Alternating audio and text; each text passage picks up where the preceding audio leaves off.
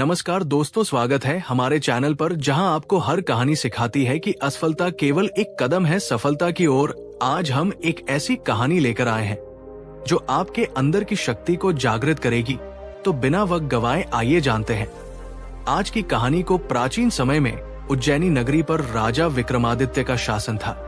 उनकी बुद्धिमत्ता और न्यायप्रियता पूरे राज्य में प्रसिद्ध थी। राजा न केवल वीर योद्धा थे, बल्कि उनकी न्यायशीलता ने उन्हें जन जन का प्रिय बना दिया था। एक दिन राजा अपने दरबार में न्याय कर रहे थे, तभी गांव के एक किसान ने हाथ जोड़कर फरियाद की, महाराज, मेरी खेत की फसल को जंगल की एक लोमड़ी हर रोज बर्बाद कर देती है। मैंने उसे पकड़ने की बहुत कोशिश की, लेकिन वो इतनी चालाक है कि मेरे हाथ नहीं आती। राजा ने गंभीरता से उसकी बात सुनी और कहा, इस समस्या का समाधान करना हमारा कर्तव्य है। मैं खुद इस लोमड़ी की चालाकी को परखूं। राजा ने सैनिकों के साथ उस जंगल में जाने का निर्णय लिया। जंगल में पहुंचने पर राजा ने देखा कि लोमड़ी न केवल किसान की फसल खा रही थी, बल्कि उसे खाने के बाद बचा हुआ अनाज चिड़ियों और अन्य छोटे जानवरों को बांट रही थी। ये देखकर राजा को लोमड़ी की चालाकी का अंदाजा हुआ। उन्होंने अपनी योजना बनाई। अगले दिन वे किसान के खेत के पास छिप गई। लोमड़ी आई और फसल खाने लगी। राजा ने चुपके से जाल बिछाया, लेकिन जैसे ही जाल गिरा, लोमड़ी अपनी फुर्ती से बच निकली। उसने पीछे मुड़कर राजा को देखा और बोली है, महाराज, मुझे पकड़ना आसान नहीं है। मैं किसी से अन्याय नहीं करती। राजा ने लोमड़ी का पीछा किया और उसे समझाते हुए बोले, अगर तुम सच में निर्दोष हो तो क्यों भागती हो? न्याय से डरने की आवश्यकता नहीं है। लोमड़ी ने हंसते हुए उत्तर दिया, महाराज, मैं आपकी न्याय प्रियता के बारे में जानती हूँ, लेकिन मुझे इंसानों से डर लगता है। उन्होंने हमेशा मुझ पर झूठे आरोप लगाए हैं।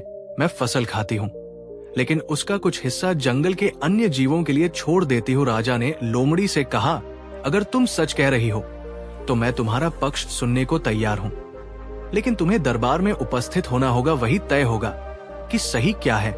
लोमड़ी ने राजा की बात मान ली। अगले दिन दरबार में किसान, लोमड़ी और गवाहों को बुलाया गया। राजा ने सभी पक्षों की बात ध्यान से सुनी। उन्होंने पाया कि लोमड़ी का कहना सही था। वो केवल अपनी जरूरत भर का खाना लेती थी और बाकी को जंगल के जानवरों के लिए छोड़ देती थी। राजा विक्रमादित्य ने लोमड़ी की चतुराई को सराहा और किसान को सुझाव दिया कि वो अपनी फसल को सुरक्षित रखने के लिए मजबूत बाड़ बनाए। साथ ही उन्होंने ये आदेश दिया कि जंगल के जानवरों का अधिकार भी सुरक्षित रखा जाए। इस निर्णय से सभी खुश हुए। किसान को न्याय मिला और लोमड़ी की चालाकी उजागर हुई। राजा विक्रमादित्य के न्यायपूर्ण फैसले के बाद जंगल और गांव के बीच एक अनोखा संतुलन बन गया। किसान ने अपनी फसल की रक्षा के लिए मजबूत बाड़ लगाई और लोमड़ी ने वादा किया कि वो जरूरत से ज्यादा अनाज नहीं लेगी। लेकिन कहानी यही खत्म नहीं हुई। दरबार के न्याय के बाद लोमड़ी ने राजा विक्रमादित्य से कहा, महाराज, आपने मेरी बात सुनकर जो न्याय किया उसके लिए मैं आपकी आभारी हूँ, लेकिन मेरे पास आपको देने के लिए एक उपहार है। राजा ने मुस्कुराते हुए कहा, उपहार? वो कैसा? लोमड़ी ने कहा, मैं जंगल की रक्षक हूँ और हर जगह जाती हूँ। मुझे ऐसी कई बातें पता है जो आपके राज्य के लिए उपयोगी हो सकती है। अगर आप चाहे तो मैं आपकी सहायता कर सकती हूँ। राजा को लोमड़ी की बातों में दिलचस्पी हुई। उन्होंने उसे अपने दरबार में एक गुप्तचर के रूप में नियुक्त कर लिया। कुछ समय बाद राज्य के गांव से खबर आई कि वहां डाकुओं का आतंक बढ़ गया है। लोग अपनी फसल और धन को लेकर बहुत चिंतित थे। राजा ने लोमड़ी से कहा, तुम्हारी चालाकी और तेज बुद्धि इस समस्या को हल कर सकती है। क्या तुम मेरी मदद करोगी? लोमड़ी ने गर्व से सिर हिलाया और जंगल की ओर चली गई। उसने डाकुओं के ठिकाने का पता लगाने के लिए अपनी चतुराई का इस्तेमाल किया। वह चुपके से डाकुओं की बातें सुनती और उनके हर कदम की जानकारी इकट्ठा करती। लोमड़ी ने राजा को सूचित किया, डाकू रात में नदी के किनारे से गुजरते हैं और वही अपने लूट का माल छिपाते हैं। अगर आप चाहे तो उन्हें वहां पकड़ा जा सकता है। राजा ने तुरंत अपनी सेना के साथ योजना बनाई। उन्होंने रात में नदी के किनारे घात लगाकर डाकुओं को पकड़ लिया। को न्याय दिलाने के बाद राजा ने लोमड़ी की प्रशंसा की और कहा, तुम्हारी चतुराई ने राज्य को एक बड़ी विपदा से बचाया है। इसके बाद लोमड़ी और राजा विक्रमादित्य की दोस्ती और गहरी हो गई लोमड़ी। राजा की आंख और कान बन गई। उसने जंगल और गांव के बीच संतुलन बनाए रखा और किसी भी समस्या की सूचना राजा को समय पर देती रही।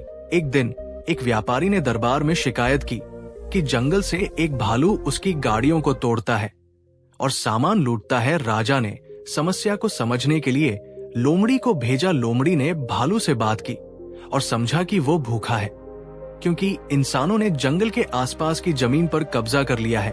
उसने राजा को सुझाव दिया कि भालू के लिए जंगल में भोजन की व्यवस्था की जाए। राजा ने तुरंत आदेश दिया कि जंगल में पौधों और फलों का उत्पादन बढ़ाया जाए। राजा विक्रमादित्य और लोमड़ी की इस अनोखी साझेदारी ने दिखाया कि समझदारी, चतुराई और न्याय के साथ किसी भी समस्या को हल किया जा सकता है। इस कहानी का संदेश है कि अगर इंसान और प्रकृति के बीच सामंजस्य हो तो न केवल समाज में शांति स्थापित होती है बल्कि हर जीव अपना स्थान पाकर खुश रहता है। इस तरह चालाक लोमड़ी और राजा विक्रमादित्य ने एक प्रेरणादायक उदाहरण प्रस्तुत किया। तो दोस्तों, कहानी कैसी लगी कमेंट में जरूर बताएं। साथ ही हमारे चैनल को सब्सक्राइब जरूर करें। आपका एक सब्सक्राइबर से हमारा हौसला बढ़ता है। धन्यवाद।